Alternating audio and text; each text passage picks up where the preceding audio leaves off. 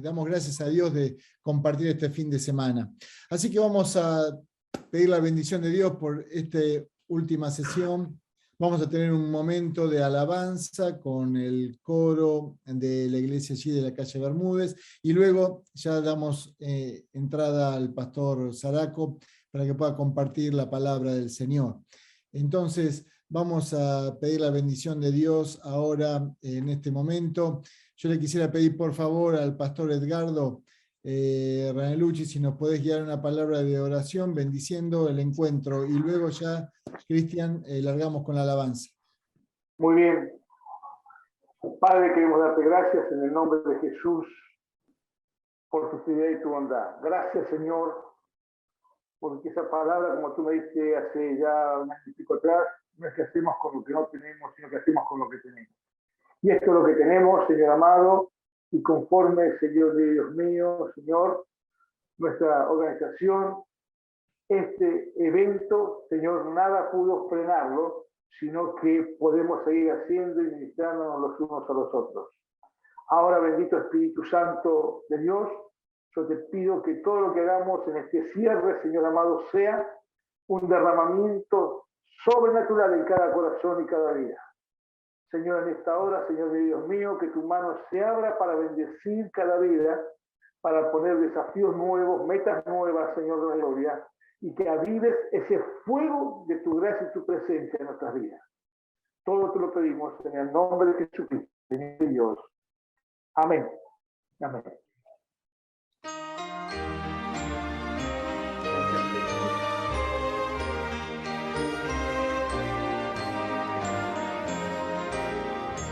De la tierra el cielo es Señor, nuestro príncipe de paz.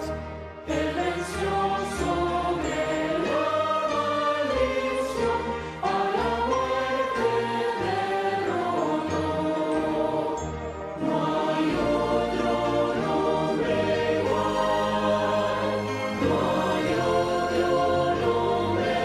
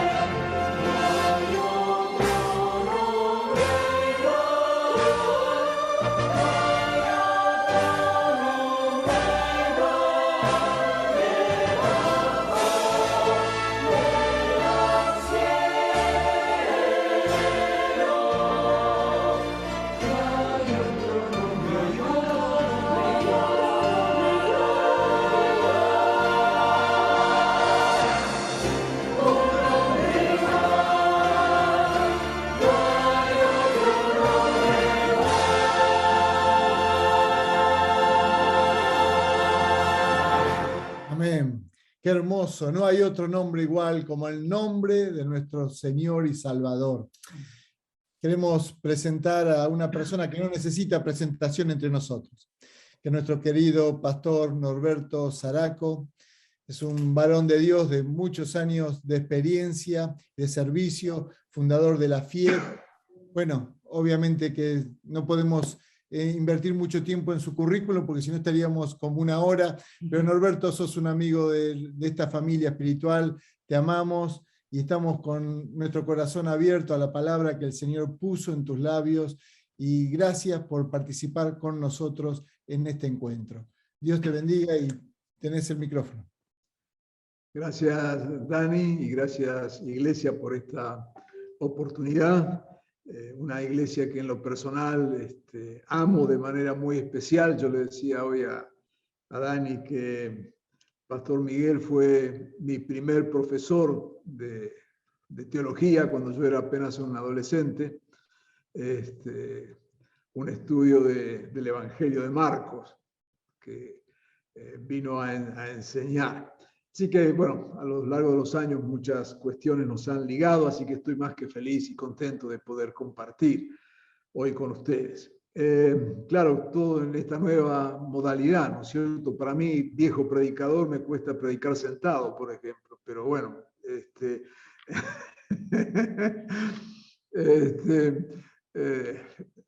pero bueno, más allá de las formas, estamos y esperamos que Dios pueda decirnos algo en este momento.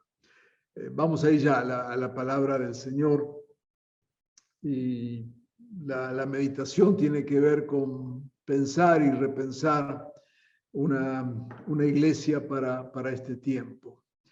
Y voy a empezar leyendo Isaías 60, del 1 al 2, donde el Señor le habla a su pueblo y le dice: levántate y resplandece, que tu luz ha llegado, y la gloria del Señor brilla sobre ti. No eran momentos fáciles, todo lo contrario. Mira, las tinieblas cubren la tierra, y una densa oscuridad se cierne sobre los pueblos. Pero la aurora del Señor brillará sobre ti, y sobre ti se manifestará tu gloria.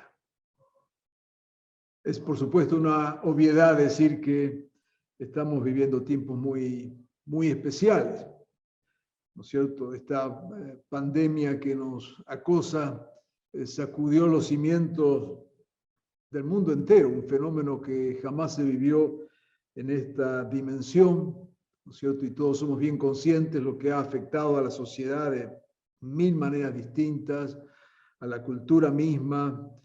Ha sido una enfermedad de características globales, única, y esto ha permitido que saliera a flote lo mejor de la humanidad y también lo peor, ¿cierto?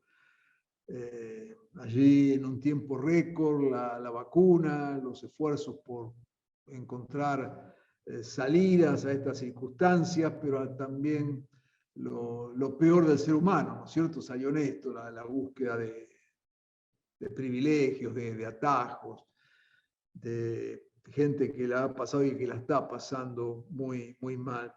Y por supuesto la iglesia no estuvo ajena a nada de esto. Fue conmovida. De la noche a la mañana nos encontramos con que cerraron los espacios de culto, fuimos lanzados al servicio solidario, aparecieron dones escondidos, ¿no es cierto? En este tiempo descubrimos dones que estaban allí, ¿no? Y que no los habíamos visto, que el Señor los había preparado. Es increíble cuando uno piensa lo que pasó, que literalmente en un fin de semana se cerraron los espacios de culto y ya el domingo estábamos transmitiendo, aunque sea a través de un teléfono celular. O sea, la vitalidad de la iglesia es verdaderamente impresionante y fuimos testigos de todo esto. Claro, también hubo para todo tipo de aventurero espiritual, con presagios, mensajes que suponían maquinaciones macabras, teorías conspirativas, totalmente desquiciadas, pero que sirven para entretenernos, ¿no es cierto? Ya que estamos encerrados, algo había que decir, algo que había que inventar. Es lo que yo le llamo el Netflix de la fe, ¿no es cierto? Hay hermanos que tienen una capacidad que al menos entretiene, ¿no es cierto? Así que bueno, para usar la palabra de Isaías, en esta densa oscuridad que se cierne sobre los pueblos, en esta densa oscuridad, Dios nos llama a levantarnos, a brillar, porque sobre nosotros, su iglesia, se manifestará su gloria. Y esto es lo que queremos subrayar de manera muy especial en este mensaje, en esta tarde. Esta situación nos ha ayudado por un lado, a recobrar lo que entendemos en nuestra identidad. Ha sido una zaranda, ha sido un tamiz, donde hemos aprendido que muchas cosas que considerábamos importantes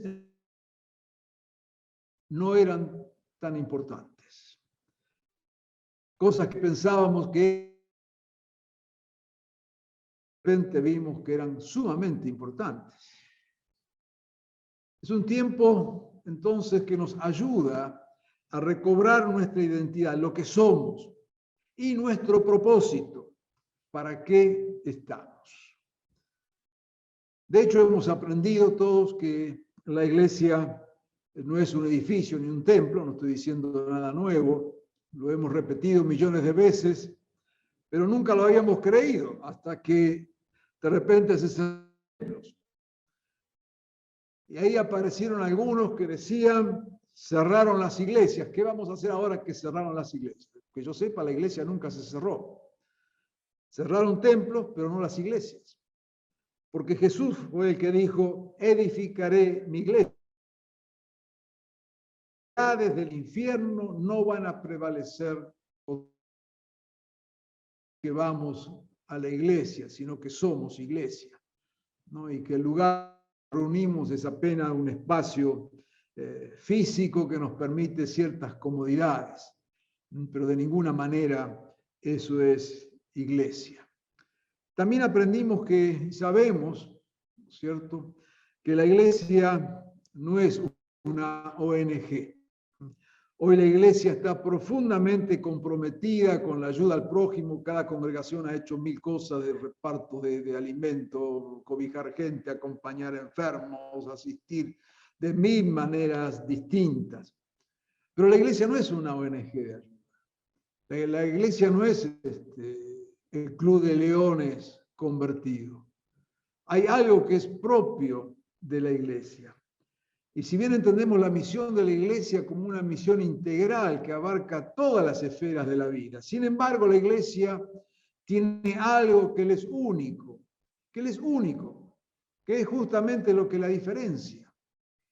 Y eso que es único a la iglesia es ese mensaje del Evangelio de la redención en Jesucristo. No solo de pan vivirá el hombre, sino de aquello que sale del corazón de Dios. Hay algo que solamente la iglesia tiene para dar y es bueno que no olvidemos esto, porque en medio de tanta necesidad y angustia, y de hecho entendiendo que nuestra misión está para alcanzar al ser humano en todas sus dimensiones, que no perdamos de vista al recobrar esta identidad, que hay algo que solamente la iglesia puede hacer y que ninguna otra institución del mundo puede hacerla. Por lo tanto, esto debe siempre estar presente en nuestra tarea. Y esto debe ser central en lo que hacemos, es nuestra propia razón de ser. Hemos también recobrado en este pensar que la iglesia no es una mega empresa. Es cierto que desarrollamos muchos ministerios, es cierto que para administrar estos ministerios se requieren de pericias, pero la iglesia no es una mega empresa y no podemos manejarla como tal, ni concebirla como tal. Cuando llegamos al punto donde nuestro mayor esfuerzo está en sostener nuestra estructura, cuando llegamos al punto de que nuestra mayor cantidad de tiempo está invertido en ver cómo sostenemos nuestro andamiaje, entonces esto debe ser una luz de alerta, que nos estamos alejando de aquello que es central en la vida y misión de la iglesia. Todo este tiempo mencionamos estas cosas porque ha sido justamente en este tiempo de quedarnos en casa, en este tiempo de dejar de hacer muchas de las cosas que hacíamos, decíamos al principio, hemos asumido, nos damos cuenta, la realidad nos mostró que cosas que nos parecían interesantes cosas que nos parecían indispensables, no lo eran tal. Entonces es una buena oportunidad para recapacitar en lo que hemos hecho y lo que venimos haciendo, dónde ponemos nuestros recursos, dónde ponemos nuestro tiempo, dónde ponemos nuestras energías, dónde ponemos nuestras discusiones, ¿no es cierto? Al fin y al cabo, dónde ponemos nuestras oraciones. Y por supuesto que en esta iglesia de brazos abiertos, sabemos que la iglesia no es el tribunal de salvación. Yo no sé qué nos ha pasado en los últimos años, pero mientras Jesús busca a quien salvar, muchos cristianos andan buscando a quien condenar. Hay una reacción de la iglesia, de muchos cristianos, ¿no es cierto?, que andan viendo a quién le pone el cartel de que se va al infierno. Que según su orientación sexual, que si sos provida o no sos provida, ¿no es cierto?, de qué lado te parás en la grieta, situaciones irreconciliables. Y la verdad que la iglesia no está para buscar a quién condenar. La iglesia está para salvar. No.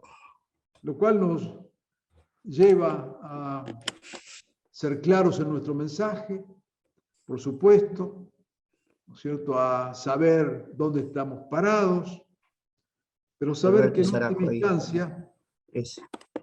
última instancia la iglesia es el instrumento de Dios para salvación. Por eso me parece importante que señalemos, no por lo que no lo sepamos, sino solamente para traerlo a nuestra memoria, el propósito para el cual estamos. Allí en Génesis capítulo 12, versículo 3, nos habla con toda claridad justamente del propósito de Dios. Y lo que Dios se ha propuesto es bendecir. Y Dios se ha propuesto bendecir a todas las familias de la tierra. Y no olvidemos que en todas las familias de la tierra no queda nadie excluido, no queda nadie afuera. Y yo no estoy hablando acá de la salvación última, estoy hablando del propósito de Dios. Estoy hablando que Dios, para cumplir ese propósito, formó un pueblo, llamó a un pueblo, y hoy ese pueblo es la iglesia. Y la iglesia tiene que ser entonces el instrumento de Dios para cumplir ese propósito de Dios, de bendecir a todas las familias de la tierra. En Mateo 6, 10 nos dirá, en ese propósito eterno del Señor, dice allí en Mateo 6, 10, venga tu reino, hágase tu voluntad en la tierra como en el cielo. Jesús no estableció una estructura.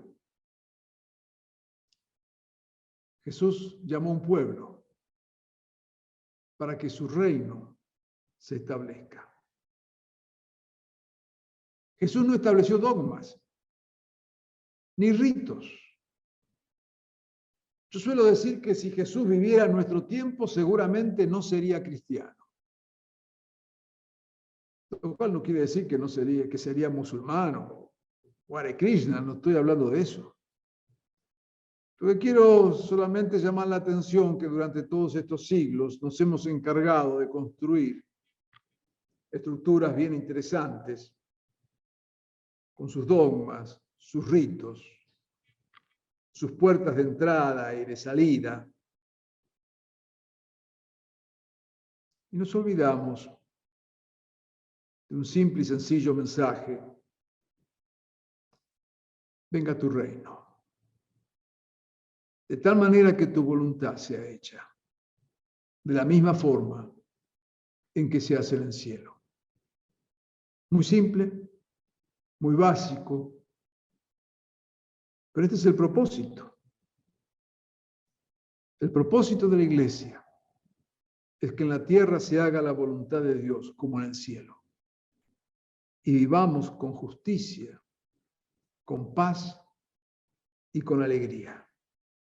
Eso es el reino de los cielos. Una iglesia entonces para este tiempo. Una iglesia para este momento de la historia. Yo entiendo que esta zaranda, este tamiz de los últimos meses, Dios lo está usando para limpiarnos. Dios lo está usando para derribar aquello que no está alineado con su voluntad.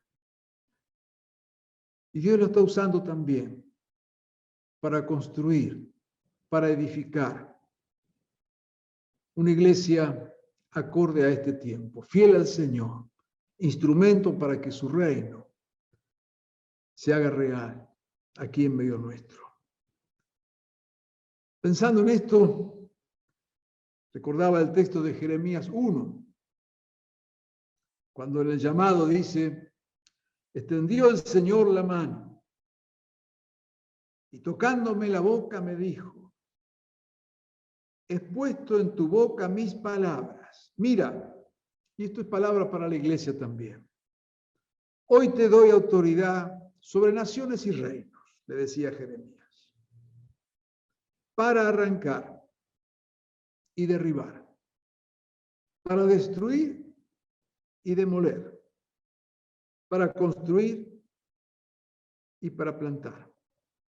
Es interesante que, por supuesto, el propósito de Dios era construir algo nuevo a partir de la crisis tremenda que habían vivido.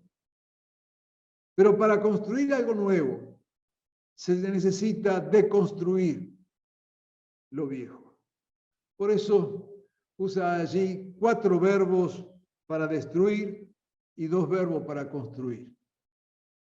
Es más trabajoso desarmar, deconstruir, derribar lo que hemos ido construyendo, armando.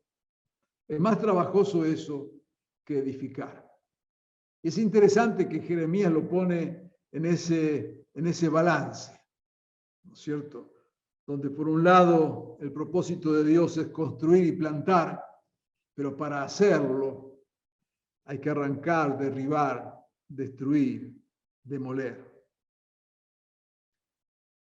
La pregunta es si estamos dispuestos en este tiempo, aprovechando justamente el terremoto de la crisis, aprovechando estas circunstancias, si estamos dispuestos a usar este tiempo de Dios para disponernos a construir algo nuevo, no otra iglesia, sino una iglesia para este tiempo, una iglesia pertinente, una iglesia que sea instrumento del reino en los días que estamos viviendo, una iglesia que verdaderamente honre y sirva al Señor. Es tiempo de derribar estructuras. La iglesia no son las estructuras que levantamos. La iglesia no son templos, como decíamos, no son organizaciones, no son estructuras. Todo eso es necesario, no niego la necesidad. Sino la iglesia es lo que somos. Estas cosas son útiles, pero no es la esencia. Hemos visto que esta verdad, tantas veces dicha,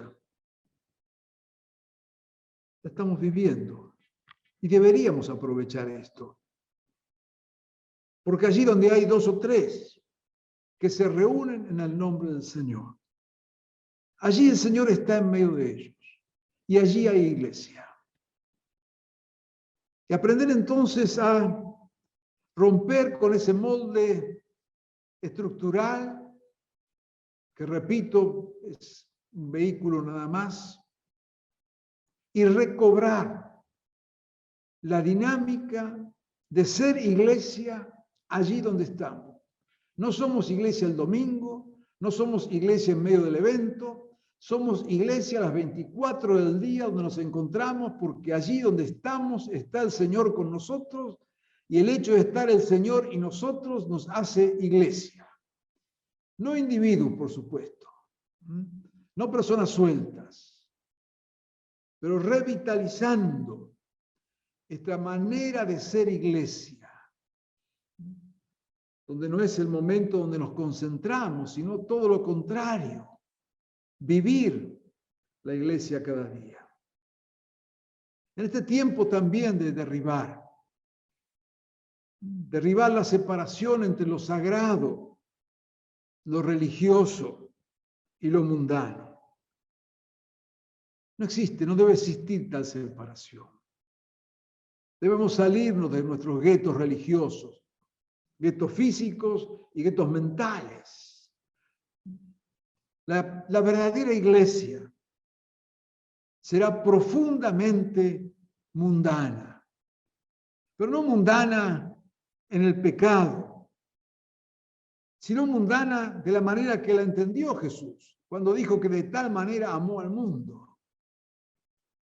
Una iglesia cercana al más necesitado, cercana al que más lejos está de Dios. Por eso, cuando vemos allí en el Evangelio la intención de Jesús de hacerse humano, dice que vino y habitó entre nosotros, se hizo como nosotros. Y el milagro, el misterio de la encarnación es que Jesús no se hizo carne para divinizarnos, sino que se hizo carne para humanizarnos. De tal manera amó Dios al mundo. Así que este es un tiempo para derribar nuestras eclesiologías, nuestros pequeños mundos, y ser una iglesia en diáspora, ser una iglesia mezclada, ser una iglesia de brazos abiertos. Una iglesia que deja de lado las fuerzas centrípetas de la iglesia. ¿Cuánto tiempo, energía y recursos gastamos hacia adentro de la iglesia? Gastamos energías, gastamos dinero para mantener contenta la maquinaria de la iglesia. Cada vez exigimos más, claro, porque exigencias de nuestros hermanos y hermanas, las exigencias de nuestro público, cada vez son mayores. Es un público cada vez más exigente. Y no es que tenga añoranza de viejo, que lo soy, y lo reconozco y lo asumo. Yo vengo de una época donde predicábamos con bocinas, de las mismas que usaban los botelleros. Y hoy parece que si no tenemos la última consola con el último sonido, decenas de miles de dólares, parece que no podemos transmitir el Evangelio. Pero no solamente lo que gastamos en equipo, y no es que esté mal, no estoy en contra de eso. Lo que estoy diciendo es que ponemos energías, recursos, capacidades hacia adentro, a tener contenta la gente adentro. Y hay que vivir para la estructura. Hace unos años me invitaron a predicar en Costa Rica. Yo fui pastor allí, me invitaron, la Alianza Nacional tenía un evento especial. y me invitaron a predicar. Y estaba en el hotel y me fue a buscar un joven para llevarme al lugar del evento. Y resulta que este joven era brasileño. No me llamaba la atención porque allí en Costa Rica convergen distintos ministerios de distintos lugares. Pero el asunto es que cuando estábamos por llegar al lugar de la reunión, este joven detiene el vehículo y me dice, pastor, dice, quizás a usted le llamó la atención que yo, brasilero, lo vine a buscar. Digo, mira, la verdad que no. Dice, no, dice, pues yo lo vine a buscar porque yo quería decirle algo. Yo dije, ay, señor, acá, justamente antes de predicar, me viene con su drama personal. Pero bueno. Y fíjese cuál era el drama. Me dice, yo siendo muy joven, era pastor, era parte del equipo de ministerio de una iglesia de la Asamblea de Dios, me mencionó una ciudad de Brasil, y era la iglesia más grande de la ciudad, una iglesia enorme. Así que ahí con otro amigo servíamos al Señor y lo hacíamos fielmente. Y un día dijimos, esto es demasiado movimiento, demasiada gente, demasiadas cosas, dice, vamos a intentar de ser algo más simple, más sencillo, más, ¿no? Entonces se fueron, no es ni que dividieron la iglesia, ni se fueron más, se fueron a vivir a otro pueblo, otra ciudad. Cada uno empezó con su ocupación, su oficio, y empezaron a compartir el Evangelio en un grupo de estudio familiar. Resulta que ese grupo de estudio familiar fue creciendo, y fue creciendo, y fue creciendo, hasta llegar a ser la iglesia más grande de la ciudad. Bueno, yo hasta ahora me parecía apasionante la historia. Entonces llegó ese momento y me dice, pastor, dice, acá está mi problema. ¿Y cuál es el problema? Dice, mire, tenemos la iglesia más grande. Tenemos 50 familias trabajando full time en la iglesia. Tenemos un montón de actividades. Esto significa que los días lunes yo tengo que tener sobre mi escritorio $20,000, sí o sí, para mantener todo esto. Y dice, acá viene el tema. Yo sé que lo que yo hago el domingo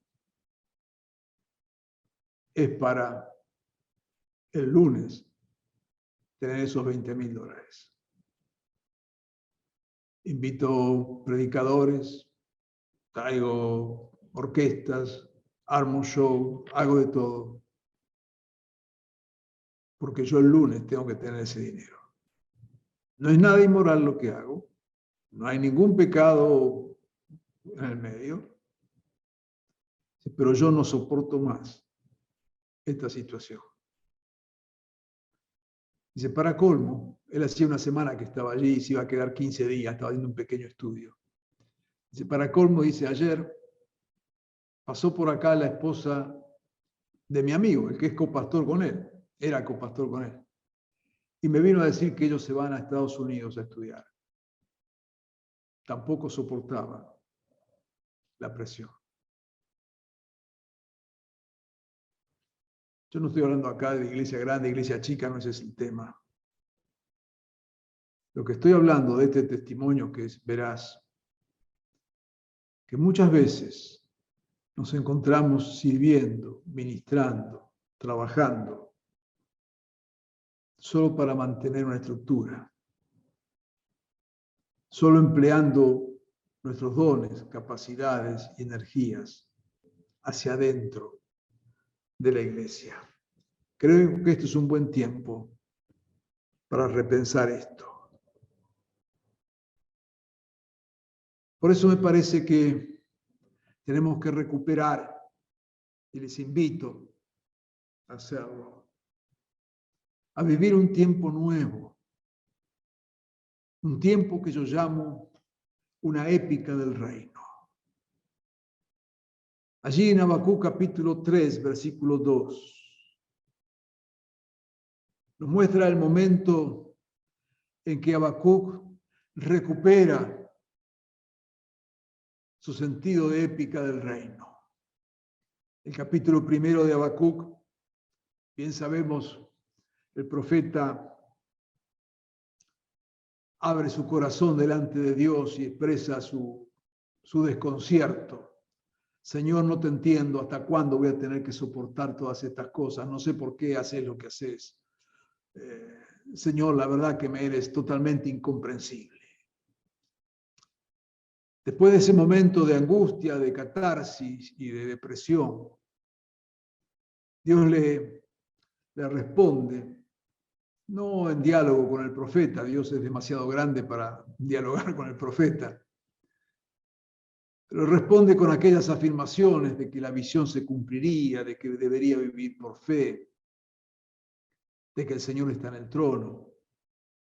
Y después de ese sacudón y de esa experiencia traumática que tuvo Habacuc, cuando Dios se le revela de esta manera, en ese tiempo de crisis, Él recupera el ánimo, recupera la visión. Y dice allí en el capítulo 3, versículo 2, y recuerde que él venía de la angustia, de la depresión, del bajoneo, y ahora otra vez con ánimo, Señor, he sabido de tu fama, tus obras, Señor, me dejan pasmado, realízalas de nuevo en nuestros días, dalas a conocer en nuestro tiempo. Dios permita que en medio de lo que nos toca vivir y ver, aprovechando estas situaciones, podamos recuperar este sentido de épica del reino. Señor, hemos sabido de tu obra, hemos sabido de tu mover. No ignoramos lo que has hecho, no ignoramos lo que eres. Te pedimos, Señor, hazlo de vuelta. Y esto se llama, y nos llama el Señor a tener expectativas. Hazlo otra vez. Amados pastores, pastoras, ¿cuál es nuestra expectativa? Ya que el Señor nos ha traído a este tiempo, ya que las mismas circunstancias nos han obligado a dejar un montón de cosas de lado, gracias a Dios por eso. Pero recuperemos esta expectativa. Señor, hazlo otra vez. Allí en Isaías 54, 2, ¿no es cierto? Esta visión de disponernos a superar los límites que tenemos. Ensancha, dice, el espacio de tu carpa. Despliega las cortinas de tu morada, no te limites. Y allí ese texto está puesto en un contexto que habla de infertilidad, ¿no es cierto? La idea es no poder tener hijos. Y esto de ensanchar la carpa sería hacerle una piecita más para el nene o la nena que va a venir. En medio de la infertilidad, cuando no ves nada, cuando parece que, bueno, hasta ahí llegamos. Dice, agregarle un cuartito a la casa, porque Dios todavía no terminó. Me parece que es un precioso desafío, porque a veces tenemos la casa, ¿no es cierto? Como ya otra vez aquellos que somos mayores, ¿no? Acomodadita, pintada, lavadita, ordenada. Y viene Dios y dice, agregale otro cuarto que van a venir los nietos, te van a tirar todo abajo.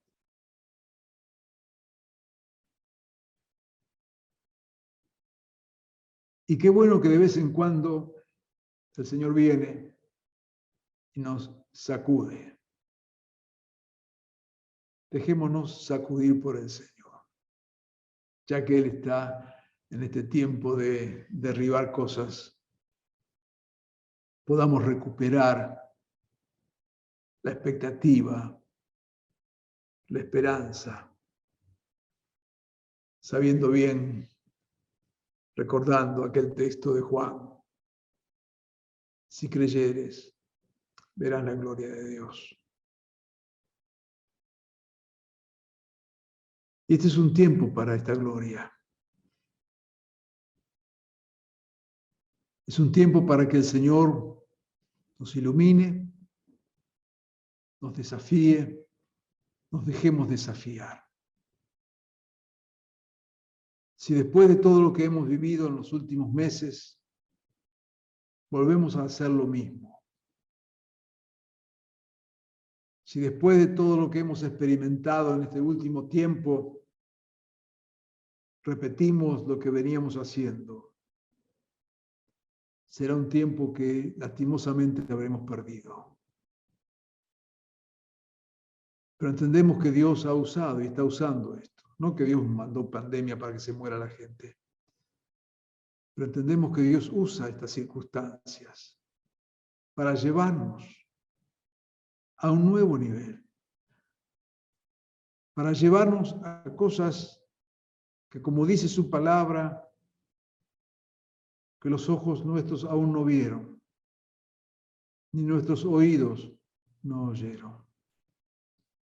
Yo no sé cuál es la experiencia de muchos de ustedes, pero escuchando experiencias de distintas congregaciones, iglesias, estamos experimentando en estos días que se está acercando a la iglesia gente nueva que no venía.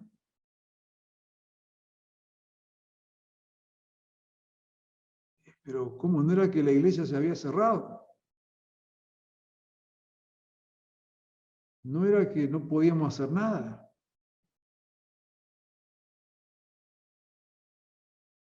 Dios nos está mostrando que en medio aún de esa nada, Él es capaz de obrar y de llegar a corazones. Es un tiempo nuevo de Dios. Allí en Joel capítulo 1, versículo 12, nos habla de una situación también de dificultad extrema. La vid se marchitó, languideció la higuera, se marchitaron los granados, las palmeras, los manzanos, todos los árboles del campo. Y me gusta cómo traduce la Nueva Versión Internacional esta última frase. Y hasta la alegría de la gente acabó por marchitarse. Qué precioso texto. Parece que estuviéramos leyendo el periódico de esta mañana. Y hasta la alegría de la gente acabó por marchitarse. Pero la palabra no termina ahí. Porque en el versículo 28 de ese capítulo 2 hay una expresión poderosa. Dice Dios: después de esto, después de esto, después de que los frutos se secaron, después de que la gente se desesperó, después de vivir un desierto, después de que las esperanzas se marchitaron, después de que la alegría desapareció, después de esto, derramaré mi espíritu sobre todo el género humano. Siempre hubo un después. Hubo un arco iris después del diluvio. Hubo una tierra prometida después del desierto. Hubo un remanente fiel después de la cautividad. Hubo una resurrección después de la crucifixión. Hubo una iglesia misionera después de la persecución. Hay un después de esta pandemia. Hay un después de este tiempo. Después de esto, Dios permita y nos permita creer que estos días que tenemos por delante, son también parte de ese después de Dios. Vienen días, dice el Señor, que derramaré de mi espíritu. Yo te invito a prepararte, a estar listo, dispuesto, dispuesta para vivir este tiempo especial de Dios. Amada iglesia, pastores, pastoras, este es un tiempo que Dios ha preparado para hacer cosas que ojo no vio ni oído oyó. Señor, lo que hemos sabido de ti, hazlo otra vez, pero hazlo nuevo. Levántate y resplandece. Que tu luz ha llegado. La gloria del Señor brille sobre ti. Mira, es verdad, las tinieblas cubren la tierra. Hay oscuridad por todos lados. Pero la aurora, el amanecer del Señor, brillará sobre ti, iglesia. Y sobre ti se manifestará su gloria. Lo creemos, Señor. Que así sea. Oremos. Amado Jesús, los tiempos están en tus manos. Nos has traído, Señor, en este tiempo. Nos has hecho vivir experiencias únicas, situaciones verdaderamente únicas, que nos han llevado, Señor, a evaluar, a reconsiderar, a pasar por el tamiz lo que hacemos, los valores con los que nos movemos, las intenciones que tenemos detrás. Señor, y como iglesia, entendemos que nos has traído, Señor, a un tiempo nuevo, no para repetir lo que éramos, tampoco para inventar cosas nuevas, ¿no es eso? Señor, no es el tiempo nuevo por la novedad, es el tiempo nuevo por lo que vos vas a hacer, no por lo que seamos capaces de inventar, no por nuestra creatividad, sino un tiempo nuevo en tu espíritu, Señor. Y queremos abrirnos a ti en este tiempo, como siervos, como siervas tuyas, Señor, que has puesto en nuestras manos responsabilidades, cargas, desafíos.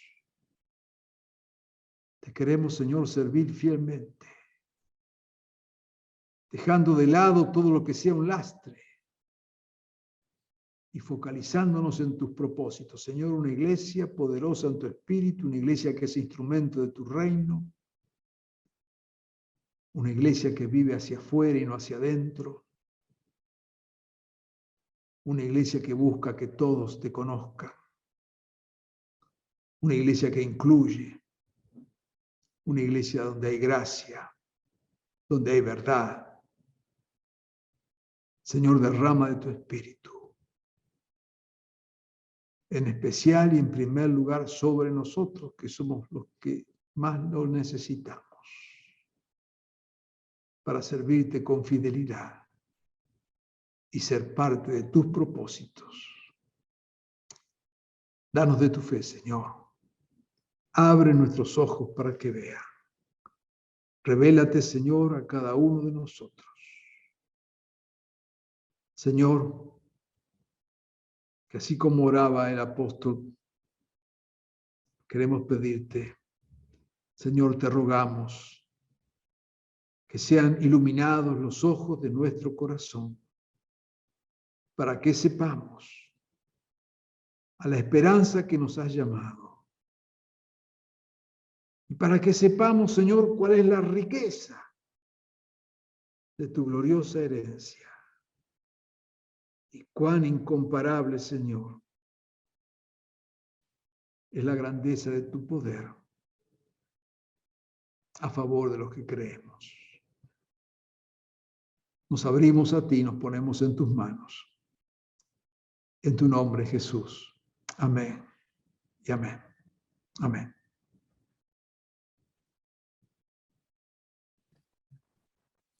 Muchas gracias, Pastor Norberto, muchas gracias por esta palabra de cierre, de bendición.